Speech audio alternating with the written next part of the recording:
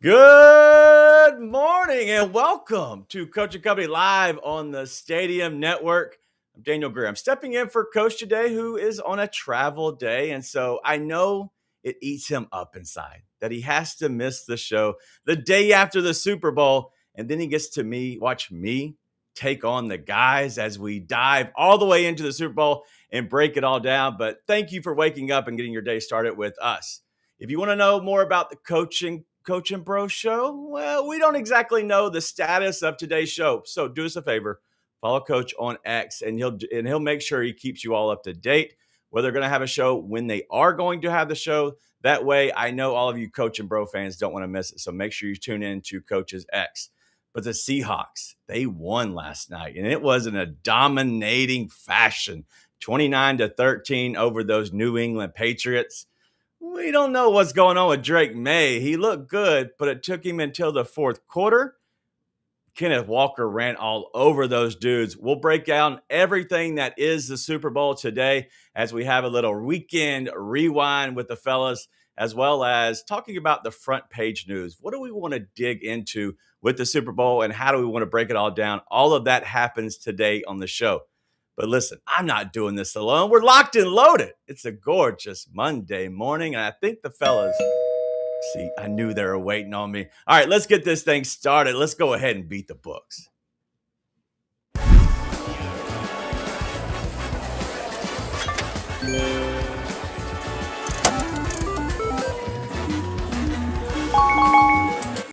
Looky what we got here. All right, let's go to the guy right next to me. He is Mikey Pendleton. What up, Mike? Oh, no. Mikey. Oh, no. Oh, no. It's Mondays. I Drake made myself. Nope. I apologize. Nope. Not going to happen. Enough of you. Let's go to the guy in the middle, the man in the middle. He is the real Chicago fan. He is Brandon Combs. What's up, man? What's going on, DG? What's going on, boys? Looks like we got 4 talking heads, which is better than the Manscaped talking pile of body hair. See what you did there. I missed the entire commercial, and before the show, you shared with that, and that commercial is really funny. You gotta go check it out yourself. But the guy on the end, he is Mr. Football himself. He is the Wild Cherries. I think he's Syria. There's so many things that Chuck does that I love, but he is Charles Michelle. What's up, man? When a D to the G and company. Yeah, I'm still a little frustrated about that last touchdown being taken away after we barely seen any penalties, and then we get the phantom holding call. I'm wondering, though, if they would have called a holding call if he would have slid and got just the first down. I wonder if that would have played back the same way. But, yeah, the mysterious holding call takes the other way, but other than that, it's okay, Super Bowl. Yeah, Super Bowl was fun, though. Mikey, I'll give you a second to redeem yourself. Please, you got to push the mute button and turn it off, not on. Mikey, did you actually enjoy the Super Bowl? Yeah. Well, first off, good morning, DG. I was told I talk too much, so I try to mute myself to begin the show to calm it down a bit. Yeah, no, I liked the Super Bowl. Obviously, I was all on the Seahawks in Seattle. That's why I'm wearing a Seattle hat. I definitely did not say the Patriots were going to win. So it was a great Super Bowl. Greatest Seattle Mariners of all time. Ken Griffey Jr. Okay, all right. Just making sure that you actually knew some players. Ken Griffey Jr. should be the easy one. All right, well, let's go ahead and beat the books today and get our plays in here. And I'm going to go ahead and let you start us off first, Mike. What you got today? I am starting off with the Pistons. This number was -3.5. It's now down to -2.5 against the Charlotte Hornets. The Hornets have won 9 in a row, and that's great. That's a lot of fun to watch. But the buck stops here for Charlotte. I believe the Pistons, after getting punched in the mouth last week by the Wizards, they know they have to go into the All-Star break on a high note, and I believe they will by covering against the Hornets. And then college basketball, massive matchup tonight on the college hardwood, and that is Arizona, number 1 Arizona against number 11 Kansas. I'm taking the over 151.5 in this game. These two teams combine for 167 points on average per game. All right, so go ahead and check that out now. This is a little college basketball. I like it. I have been sucking at college basketball lately, so I am staying away. I like the NBA. I'll stay there. And so do you, Brandon. What you got for a little parlay action? DG, if you've been sucking at college basketball, you should watch some more BetMGM tonight because we go over it all the time. It drives me nuts. All right, let's go to the NBA. Let's stay in Chicago because I love me some Bulls. We parlay the Bulls money line against the Brooklyn Nets, and I know what everybody's thinking, but Brandon, the Bulls just traded everybody away. I know, but Matas Buzelis is still there. Matas Buzelis is running the ship.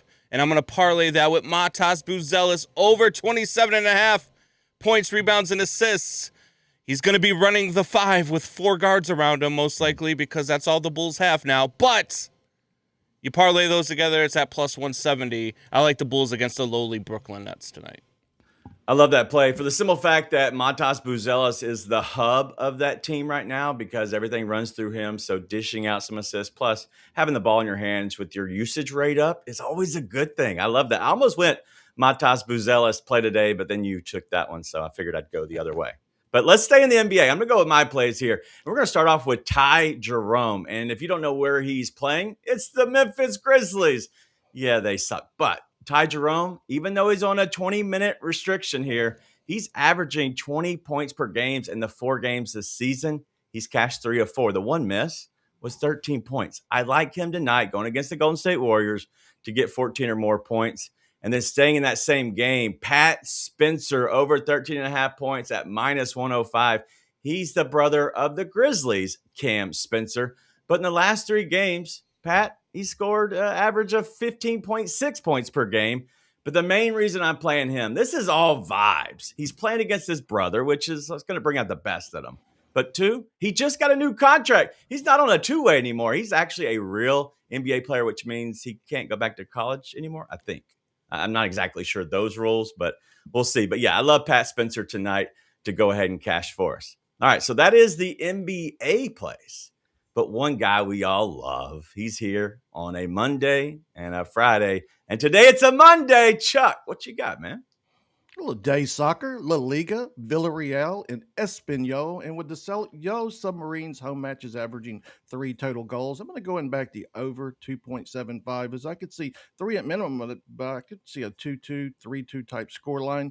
Then we're going to go to the England Championship, home of no VAR, Sheffield United in Middlesbrough. Most would expect Borough to dominate in this contest, but I like Sheffield or the Blades as sneaky favorites in this one, meaning I anticipate a first half goal. Give me Sheffield United first half team total over half a goal as they've scored a first half goal in 3 straight. All right, Chuck, you said the Blades. Is that right? The Blades. The Blades. All right, so I have a question. I've always wondered this, and I've never asked. Do you make up these nicknames, or are they given to them already, and I'm just unaware of all these cool nicknames? I think they probably had that one for like 150 years. So no, these nicknames go way back in history. All right, well, listen, I am a dummy, but it's a dummy to soccer only and in life. But I do love all the nicknames that you throw out, so always a favorite of mine. Let's go ahead and talk more about this Super Bowl today because obviously we're beating the books on a typical basis. But there was a lot of bad bets and honestly bad beats and everything around the Super Bowl. But let's talk about my favorite thing, Mikey, and it's kickers. We saw Jason Michael Myers kick 5 kicks last night. Should he be in the MVP? Because he seemed like he was. I mean, Kenneth Walker, listen, in today's NFL, it's always going to go to the guy who puts on the flashiest performance, and that's going to be Kenneth Walker, despite the fact that Jason Myers accounted for 15 points. Now, if you really want to have an argument here, DG, Hunter Dixon, the punter, had just as equally of a good game as Jason Myers did, really pinning the Patriots down in their own goal line. So I would say there's an argument for the punter than there is Jason Myers. Brandon, it's Jason Myers, right?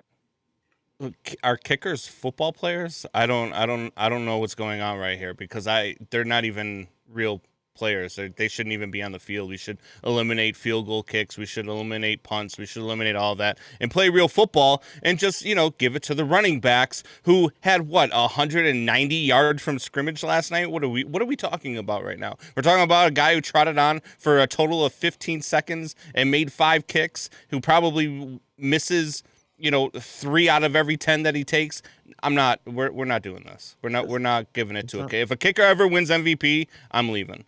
You promise? I promise. I don't know what we're leaving, but Chuck, I think that Jason Myers had a legit argument here, even though Brandon's angry at somebody and kickers included. I think Jason Myers had an argument. Definitely had an argument. He had more points than the Patriots. If he would have just it would have been 15-13 if that would have just stood up like that. So yeah, definite argument. I think if KW three-piece would have scored that touchdown, then that would have solidified him for the MVP even more. But yeah, I think it's a travesty that Mr. Myers didn't at least get more consideration for the MVP. Look at that. I knew Chuck would be on my side. Thank you, Charles. Of Hey, course. Brandon's over here mad at everybody about kickers, but kickers are people too. Even What do the you punter. expect? I'm a Bears fan with the double doink. What do you expect? Yeah, that's bad. I hate kickers. Kickers are people too, but I want to look at one side because we're gonna break down this entire game here coming up in just a little bit, which we do have a weekend rewind and it's Super Bowl flavor today. But Mikey, I'm curious because there's so different ways you can break down this game. Was it more of Seattle's defense or was it just a bad Patriots offense? A little bit of both, but I think the Seahawks defense brought out the worst in the Patriots offense. I'd go as far as to say this Seahawks defense is right up there with the Legion of Boom that absolutely manhandled the Denver Broncos in the Super Bowl way back when, not too long ago. I really, really think if you could have given the MVP to a collective unit, without a doubt, all due respect to Jason Myers and Kenneth Walker, that defense should have gotten the MVP because they played at every level at a high level. Brandon? Will Campbell's a fraud. The Patriots offensive line was a fraud. Drake May was a fraud. I'm watching all of this stuff happen last night, and I'm just thinking, man, imagine if they played a real schedule and not the 10th easiest schedule since the merger this season. Imagine where they would have been. Would they still be here? And the answer is no. If they didn't play those three offenses that they played in the playoffs, if they didn't get to go up against C.J. Stroud, who had amnesia and forgot how to play quarterback, then they wouldn't have been there. And they just had an easy road. Kudos to them for taking advantage of it. But, man, did it show it last night. Yeah, Chuck, is the offense for New England, was it overrated or was that Seattle defense just, it made them look like that? We've been hearing that all season, especially in the playoffs, that they were suspects. So it was very glaring in that one. So the Seahawks defense definitely took advantage. So no, it was the Seahawks defense all day. You couldn't, no matter what type of adjustments they tried to make, it just did not work out. And Mikey, was it a boring Super Bowl? Because that's what I see a lot on here is just like, hey, it was boring. Like there was no touchdowns in the first three quarters of this game. It ended up having some fireworks late, but like, was it a legit boring game? Not for me. And I don't believe for the real football fans because that defense, the performance of Seattle's defense to completely rattle the guy who came in second place for MVP voting, to make Drake May look like he was back in college. I mean, that's all credit to the defense there by Seattle. So if you're a true football fan, you really enjoyed that performance by Seattle, which made it a much more exciting game in my opinion. Yeah, Brandon. I enjoyed it. I just wish I would have thrown the ball to Cooper Kupp a little bit more because I had 100-1 ticket on Cooper Kupp to win the MVP, and I wouldn't have had to work the rest of my life had it hit. But, that's just how it goes sometimes. All right, Chuck. I thought the game was fun. Yeah, Chuck, what you got, man? Oh, it was a boring game until the fourth quarter. Nobody can dispute that. So, yeah. Spoken. Absolutely. I love it, Chuck. Thank you for having honestly, the guts to say what we're all thinking because it was boring. Like, I enjoy a good defensive matchup, but it was boring. We needed the fireworks in the end to actually make this thing enjoyable. In the end, we're going to crown the Seahawks, but I don't know in the future if we'll be able to crown them. We'll see. But I thought you loved kickers. It was a kicker matchup. You should have loved that Super Bowl. I loved it. I did love the kicker kicks. Anyway, all right. Well, we still have here in about 15 or so minutes, we're going to talk about Drake May a little bit more. The MVP voters, were they right to go away from Drake May? We'll see all of that right back here on Coaching Company.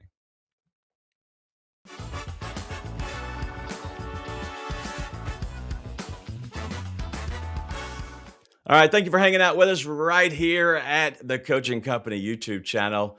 Mike, let's start off with a fun one. And all the breaks today here at the YouTube channel, we're going to have some fun. The best and the worst commercial. Let's go with the worst first. What was the worst commercial that you saw? DG, I'm not here to break down commercials. I'm here to break down what we didn't see on our screens last night, and that is the Kraft Mac and Cheese X account taking shots at if you guys have not seen it, Kraft Mac and Cheese tagged every single company that had a Super Bowl ad and put themselves in the conversation. Tip of the cap to Kraft Mac and Cheese. BC, what you got, man?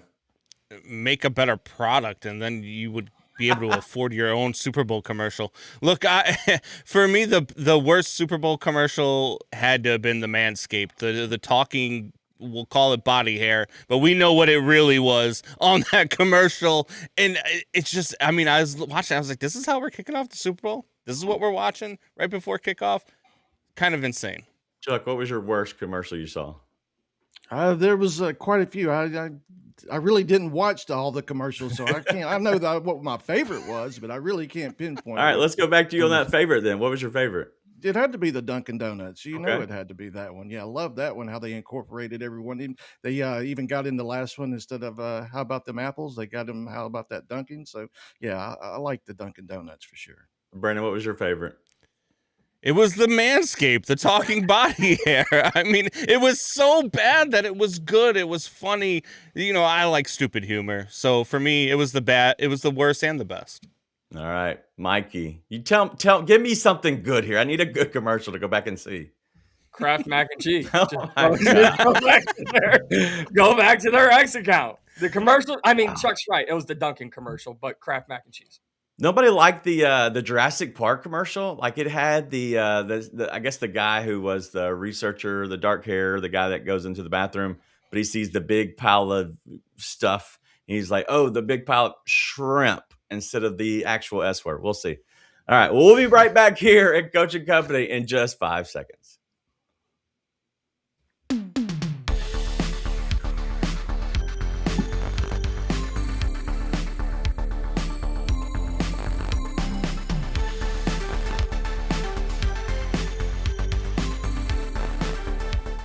All right, we're hot off the weekend right here at Coach and Company, and we like to do a little rewind. And if you don't know what that is, our buddy Raphael will tell you, explain everything what a VCR actually is. But we'll look at a rewind and how the guys thought about the entire Super Bowl and how we're going to look at it. So let's go ahead and bring in the fellas. And I'm going to start off with you here first, Mikey, as we look back on the Super Bowl and really kind of what it was. I'm sorry, I don't want to start with you, Mikey. Let's start off with the losing team. That's on me.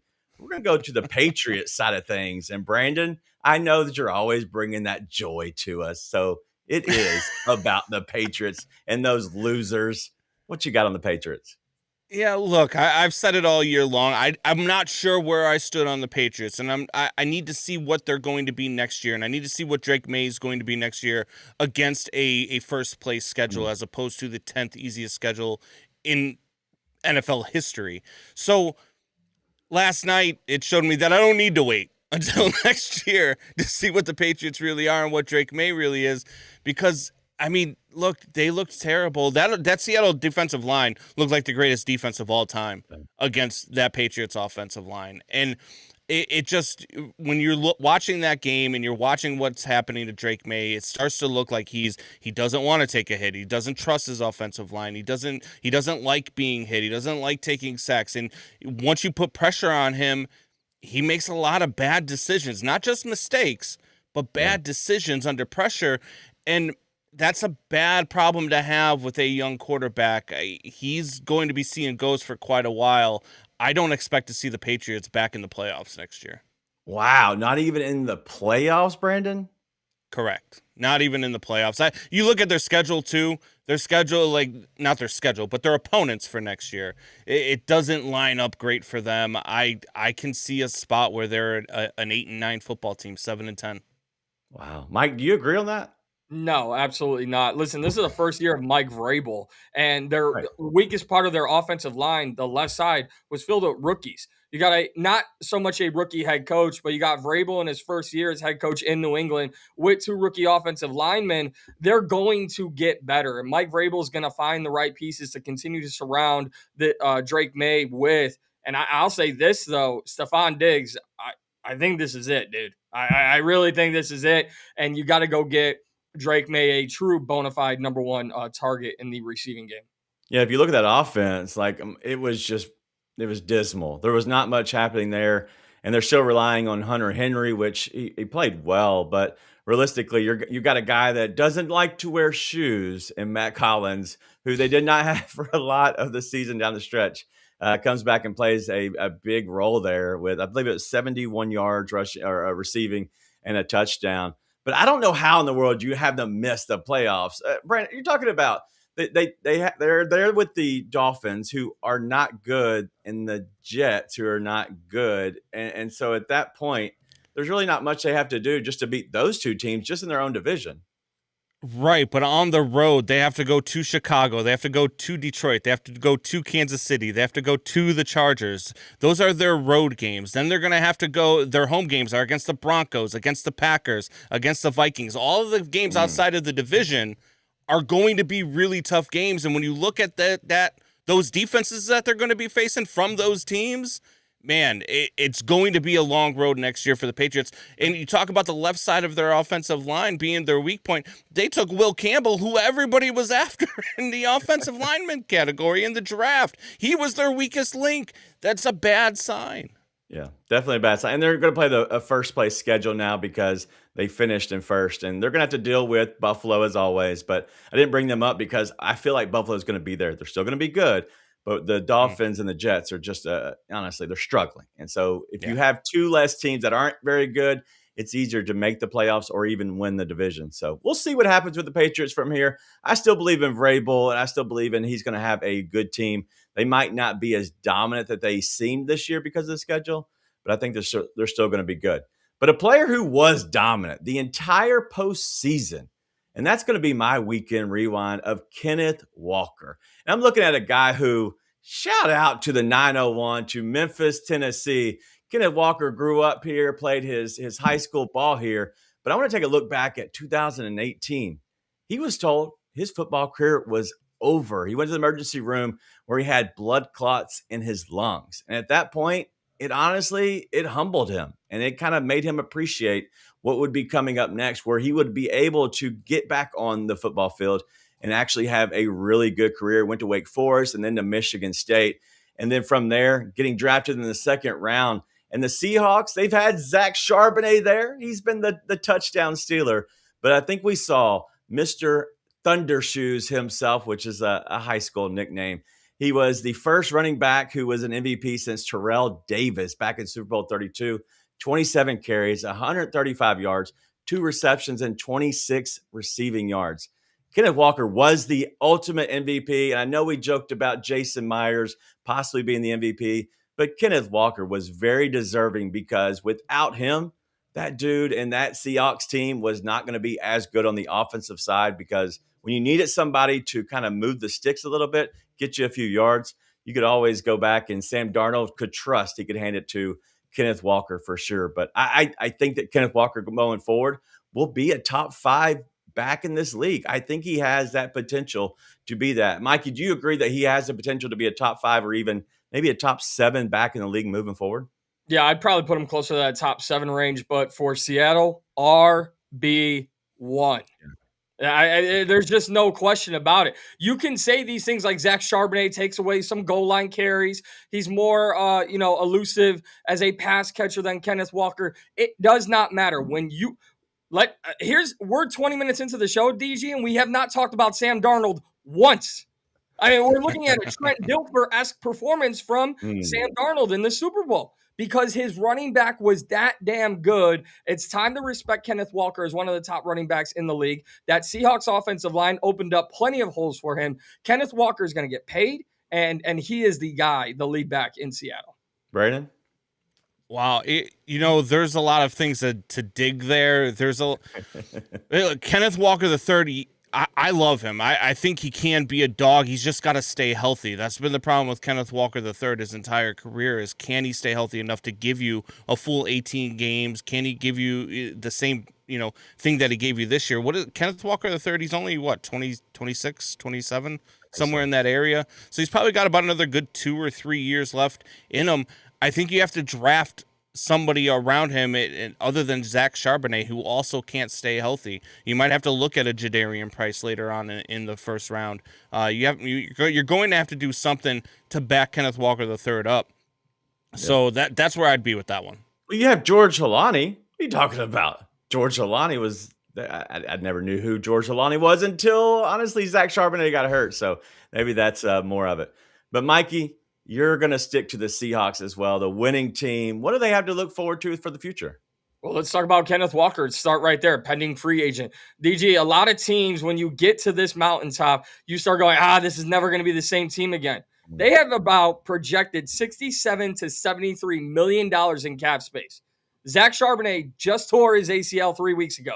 1 + 1 = 2. I know that much. So this all means Kenneth Walker will be re-signed by the Seattle Seahawks. There is no way on God's green earth that they're going to let him walk. What this all also means for the long-term future for Seattle is they're not going anywhere. They signed Sam Darnold to a good contract. They don't have to pay JSN yet. If you get a team-friendly deal with Kenneth Walker done, you have plug-and-play options on their defense, which I think is the most important thing for their future. Mike McDonald is a top-notch defensive coach. So he doesn't need superstar players. He just needs the right fit, and they'll find that and be cost-efficient moving forward.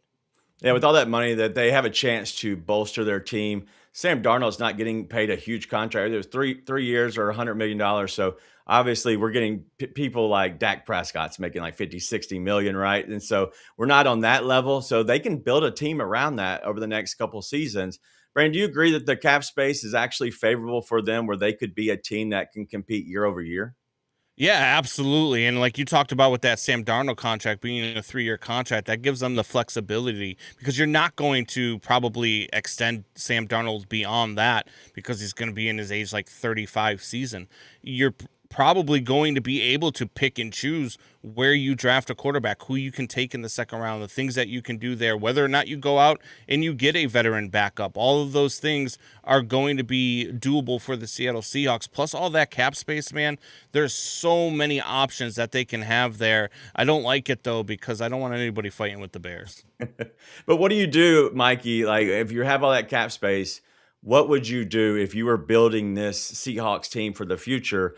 Because you have your quarterback in Sam Darnold, which has proven he can win, honestly, a championship, a Super Bowl. But then you do have to sign Kenneth Walker, depending on what you have to pay him. Are you looking at the offensive side to give JSN some help? Because you have the tight end of A.J. Barner, but he's not really a household name in a sense, but he is good. But I wouldn't say he's great. So how would you build this team if you had to build this team? It would just be luxury spending for the Seahawks. I look at, you talk about getting help for JSN. I look at a guy coming into this draft, Malachi Fields, 6'4". If you put a 6'4" wide receiver on the other side of JSN, yeah, good luck. Good luck covering them. And then their secondary is very fun to watch. Their top pending free agents outside of Kenneth Walker are all on the defensive side. So it goes back to the point I was just making. You find the right fits. Like Reek Woolen was on the trade block for most of the season, stayed with the team and helped lead them to a Super Bowl. So I just think you just have the luxury of finding the right fits and just best player available to fit your scheme. I think Seattle's in a great spot. We'll see. Brandon, your final thoughts? Yeah, I think Seattle's in a great spot too. Look, Sam Darnold, even, I know Mikey talked about him having a pedestrian game yesterday, but I mean, he got Christian Gonzalez. I mean, he had a couple of nice passes that Christian Gonzalez just made crazy plays on, and it probably would have been a little bit more lopsided. The financial freedom is crazy for Seattle. The things that they can do, everything is going to be luxury picks. It's going to be fun to watch. That team's going to be around for a long time. Yeah, we'll break all that down here in just a little bit about how this team with Seattle, how they bounce back, because they're coming off of a championship that can kind of give you a little bit of a layover of, should we keep putting in the hard work? Because sometimes that happens to championship level teams. And then on the Patriots side, where do they go next? As well as breaking down the entire game. What happened to the Patriots offense, the offense of Seattle? Was that just more of Kenneth Walker? All of that, much more right here at Coaching Company.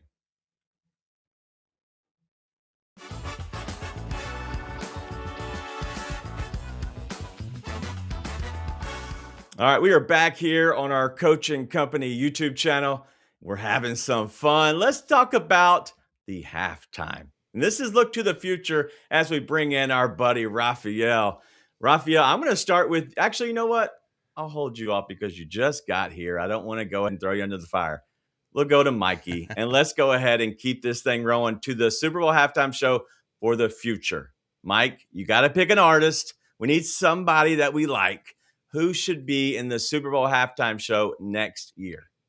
All right. So I just want to start this off by saying it was great being here. I'm looking forward to getting kicked off. How about Sabrina Carpenter? I mean, come on. Let's just change it up a bit. Let's just have a woman take center stage for next year, and let's get some different vibes and make it friendly for everyone who's watching. The women have been taking over the Super Bowl for a hot minute on the halftime show. I don't think that's going to be new. Brandon, which way would you go? Which halftime show are we talking? No, I'm just joking. I would like to see Jelly Roll, man. Look, I'm a big fan of the guy. I think he puts on a great show. I went and saw him at concert with Post Malone this past season over at Wrigley Field. I think he put on a fantastic performance. I thought Bad Bunny was great last night. Yeah, we'll get into a little bit Bad Bunny here in just a few minutes. But Raphael, who would you look at having in your Super Bowl for next year? It's in LA, baby. It's Snoop Dogg. That's who's going to do the Super Bowl show in California. LA, give me Snoop Dogg or Pitbull. We just had Snoop Dogg pretty much do I can watch him do halftime every year. He puts on a great performance. And you're going to go back to the well here with Pitbull now. Yeah. There's a lot of things that are from coming Miami. out of this one. Yeah, there's nothing to do with LA. What are we doing, Raphael? Listen, I need some fun. I need some excitement. You can go old school if you want to bring back a little Metallica. I see that Miss Kim had Metallica there as well. I think Metallica could be a good one. But honestly, I don't know what the kids are doing. They've turned it down every year. Metallica has turned it. Everyone, how come Metallica didn't do it this Super Bowl? They've never wanted to do a Super Bowl. They've turned it down year after year. All right. Well, then it's Taylor Swift. All right. We'll be right back here in just 5 seconds.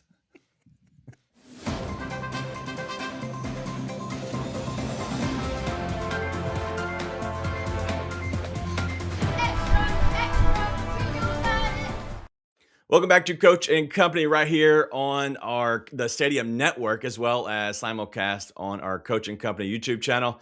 It's the front page news, and I am Daniel Greer stepping in for Coach today, but thank you for hanging out with us. We're just halfway through, but now it's all about digging into the Super Bowl. So let's go ahead and bring the fellas back as we look at what the biggest topics were that are coming out of here. And the first thing I kind of want to start off with is the lack of touchdowns. Because second Super Bowl in history, going back to the 2019 Patriots versus the Rams, where they didn't have a touchdown in the first 3 quarters. So we discussed that it could be a little bit of a boring game, but in the end, there were fireworks. But what do you make of this? Is it just kind of a dud, Mikey, where we had no touchdowns at that point going through it, and only the second time ever in history? Well, the Patriots haven't scored a first quarter touchdown in the Super Bowl going back to the 90s. So that's including all the Brady time. It might just be a Patriots curse, honestly, for the first quarter.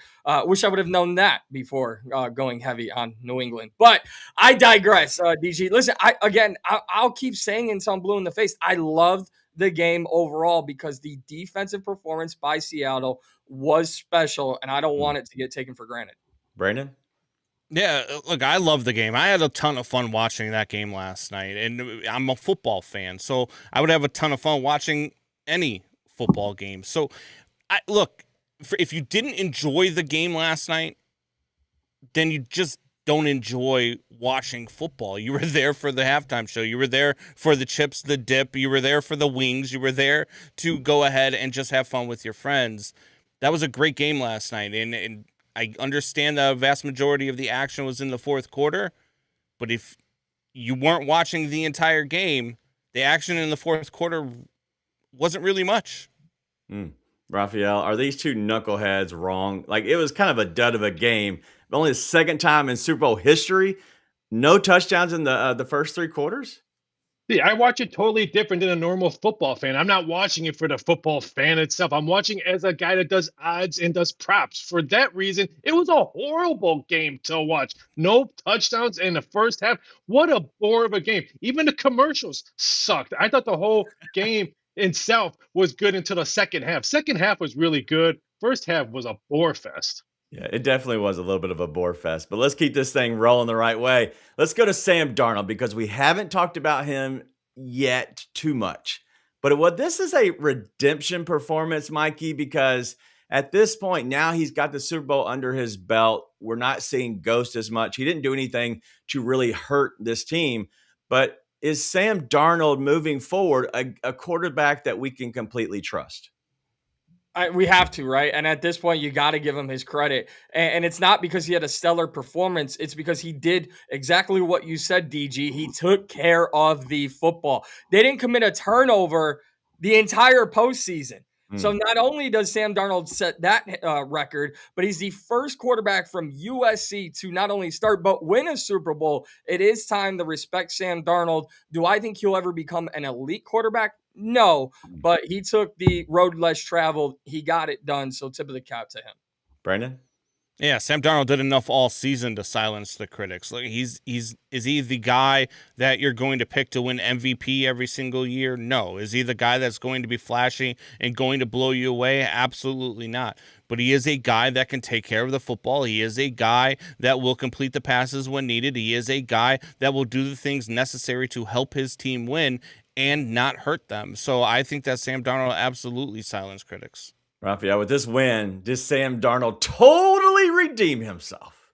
Yes, but I could have put up those numbers if I had JSN and Walker in the backfield. So, yeah, he's going to have his numbers and he's going to look good because of people around him, not because of his elite status. Wow. So is it more we've talked a little bit about the defense, and Raphael, going back to you, was this more of a defensive win?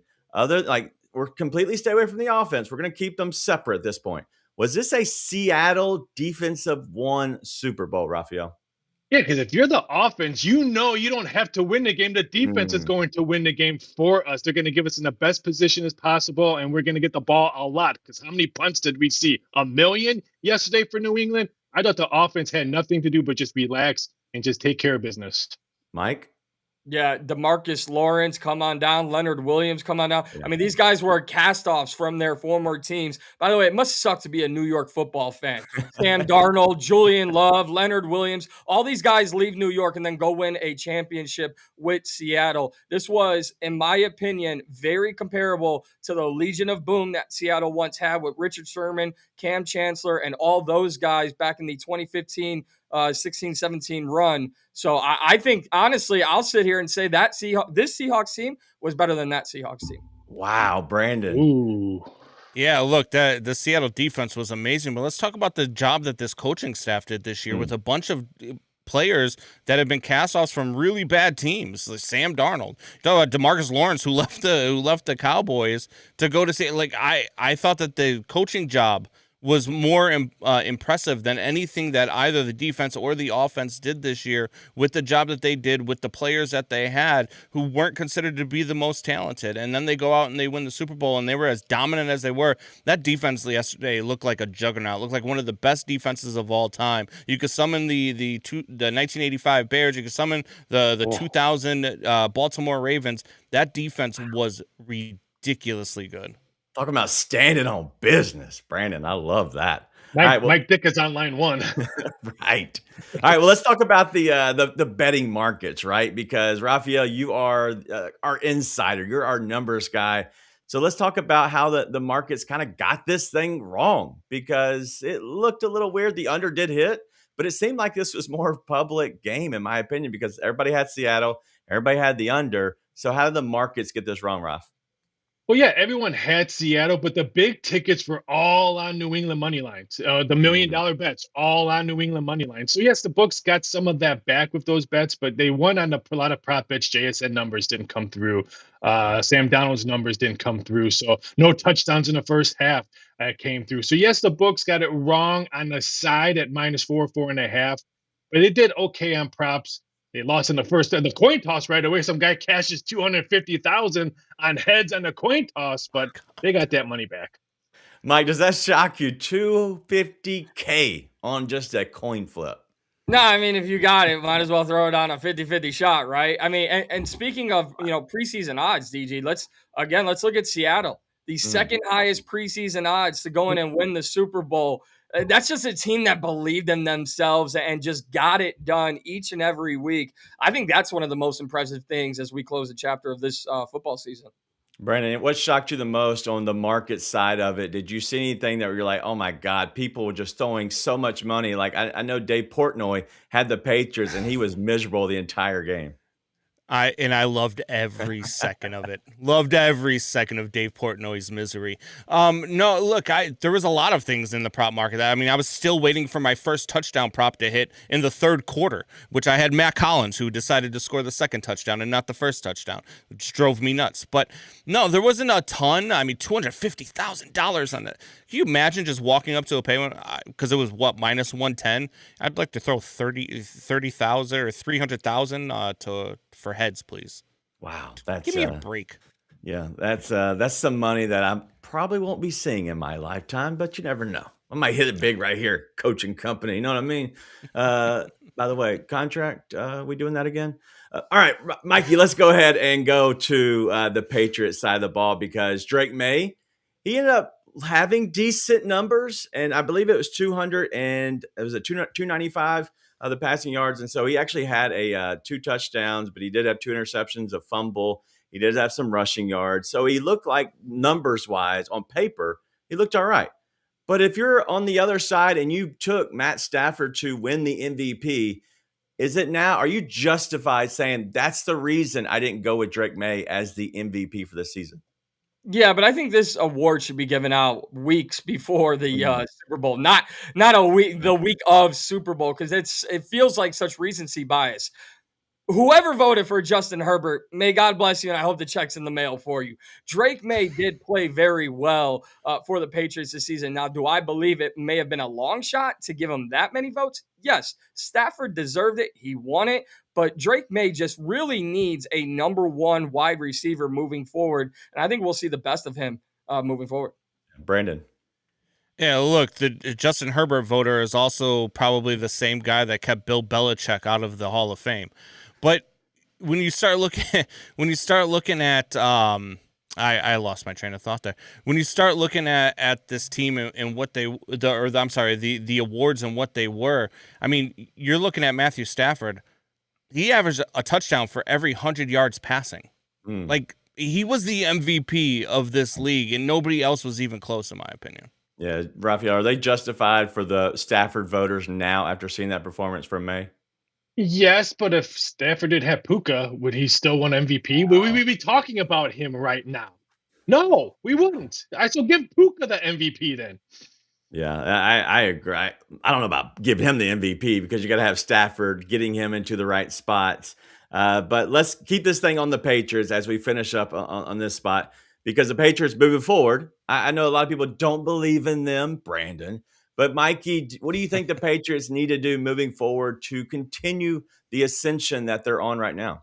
Solidify their defense on the back half of it. And then I don't want to give up on these young offensive linemen. I think they have the right guy for the job. Mike Vrabel is undoubtedly going to get this team right, and they're going to continue to be a threat. I think we see the Patriots challenge for the next 5-6 seasons. Wow, Brandon, I know you're on the opposite side, but what should the Patriots do to go forward? I mean, you've got to solidify that offensive line, and you've got to get Drake May more weapons than just Stephon Diggs and Hunter Henry. You just do. And you talk about the back half of the defense. Look, Christian Gonzalez is one of one. And his performance in the Super Bowl, I thought the Patriots defensively played really well last night. But for me, if I'm the Patriots, I'm focusing on offensive line, and I'm focusing on weapons for my young quarterback and hope that he just doesn't hear footsteps all season next season. Yeah, it was very, very weird to see how they played in that game in the Super Bowl. Just looked like a shell of themselves, but maybe that's more of the Seahawks and what they did. And I think it's tinkering around the outsides and the edges for the Patriots moving forward. I think that they'll be back, and I think they'll be dominant next year, even though, Brandon, we know you don't agree with that. But as we move forward on this show, Coaching Company, we're going to look at the NBA. We're going to tackle what's happening. What are the biggest games? And it's the Pistons taking on those fiery and feisty Charlotte Hornets. All of that, much more right here at Coaching Company.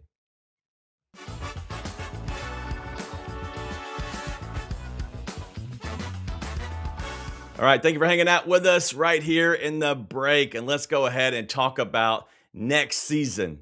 It's not too early to look ahead, but it kind of shocked me. I don't understand it yet there, Mike. Why are the Seahawks the betting favorites to win the Super Bowl next year?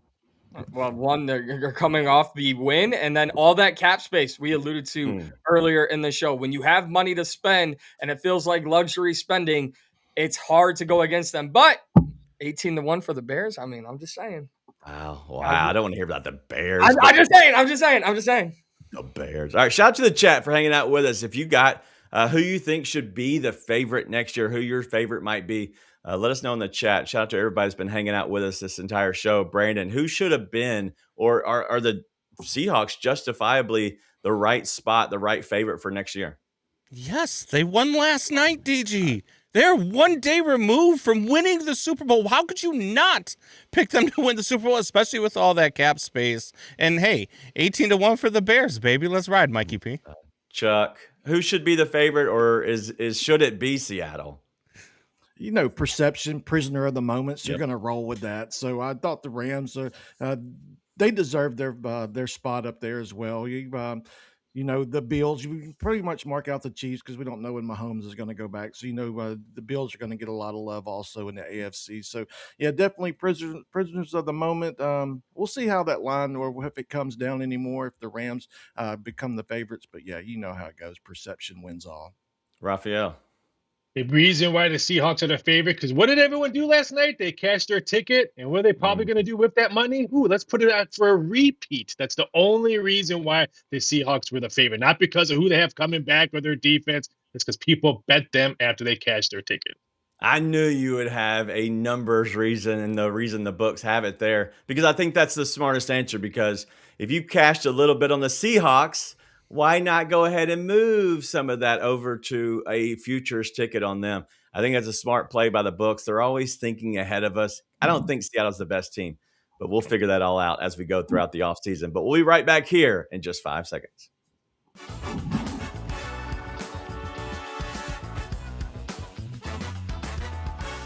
All right, it is the time of the show where NBA takes center stage, and it's time to go ahead and look at the games that we have tonight, because we do have those Pistons taking on the Hornets and then the Thunder taking on the Lakers. And so it's going to be a fun night. So let's go ahead and bring in the fellas as we look to the NBA, the association that is, and it is those Pistons. And you're on them, Mikey.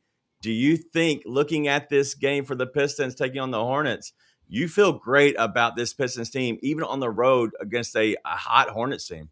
Yeah, I mean, isn't 9 enough? Like, isn't 9? We can't. I just can't envision the Charlotte Hornets winning 10 in a row. And if I'm wrong, I'll eat the crow. I think the Pistons are one of the better teams in all of the NBA, never mind the Eastern Conference. And we're not even talking about this NBA season, Jalen Duren, who has really taken a big step in his career. So I love the Pistons -2.5. I would even like them all the way up to like -5. I think they easily handled the Hornets tonight. Brandon, who do you like? I actually like the Hornets tonight. I know we're talking about 9-win and going into a 10th and all of this stuff with the Pistons, but sometimes the Pistons tend to take these games off. They did it a couple of nights ago when they were playing against, I forget the other bad team they were playing. Was it Brooklyn? They were playing another really bad team, and they took a night off and took the L. Look, the Hornets are playing hot right now. I like the way ball is looking right now. I think the Hornets take this one. +125 is juicy. Chuck, what you got? Definitely like the Hornets also. +2.5. It was 3.5 when it came out. So it's now 2.5. So like the Hornets at home. Plus, I think a lower scoring game. I was kind of eyeballing that under. I liked under 223 and the Hornets in the points. Rough. DraftKings and some prediction markets have 3.5. So grab the Hornets at +3.5. I think they're a really good live dog. They've covered 7 out of their last 10, 4 straight. And the Pistons don't cover games well on the road. Yeah, that's why I like the Hornets at home. If it was flipped and this number was there, obviously it would be changed. But I like the Hornets at home. The Pistons, I think that they know they're good and they can take off a game or take off a matchup. I think we'll see the Hornets play well tonight. All right, let's go to that other game, and it is the Thunder taking on the Lakers. So both of these are road favorites. Mike, do you like OKC, who is still without SGA, to go ahead and take down the Lakers on the road? Yeah, what an awful moment for the NBA and Peacock, right? You get the day after the Super Bowl, football's over. You got the Thunder and Lakers, a primetime match. No SGA, no Luka. I guess we're all watching Jackson Hayes, 57-year-old LeBron James, and Austin Reeves against Jalen Williams, who will be back in the lineup for the Thunder after missing several games with a hamstring injury. I do like the Thunder here, but I would not be shocked. I will say I do believe that the Lakers are a live dog in this one. I think the Thunder are good enough to win it, though. 6.5 is a big number, Brandon. Yeah, and OKC coming off of 2 straight losses, they kind of look lost right now without SGA. SGA has shown how big of a piece he is in the cog in this wheel. I like the Lakers at plus 200 as well on the home. I mean, it's just too good of a number to put on a team that is still really good, even without Luka. Yeah, where are you going there, Chuck? Blowout spot, OKC, high scoring game. Look at their team total also. Yeah, I'm not even going to overthink this one. Wow, that seemed too easy from Chuck Raphael. Where are you going? I do agree with him. I think it's going to be a high-scoring game just because Williams coming back with OKC, no Luka on the court. So I think it's going to be a fast game. So I like the over. I don't like the side. I think the number's correct. Wow, man, that 6.5 scares me, especially in the NBA. We don't know what we're getting half the time. We have Jerry McCann going back to OKC now. He's coming off the bench, but he is a big key to OKC moving forward because they're going to need some guard play from what they have. SGA has been out. I know he's out all the way through the All-Star break, but SGA getting healthy is what this Thunder team needs to be able to repeat. We'll see. There's a lot happening in the NBA, but there's also a lot happening on the show. We know not everybody tunes in the whole thing. You're missing out if you don't. But we're going to go ahead and get our bets back for you so you can cash in right now as we lock it in.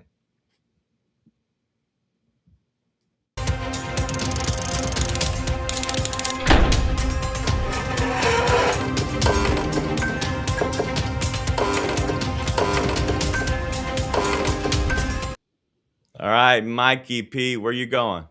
Give me the Pistons minus 2.5 against the Hornets. I don't believe the Hornets reached a 10-game winning streak.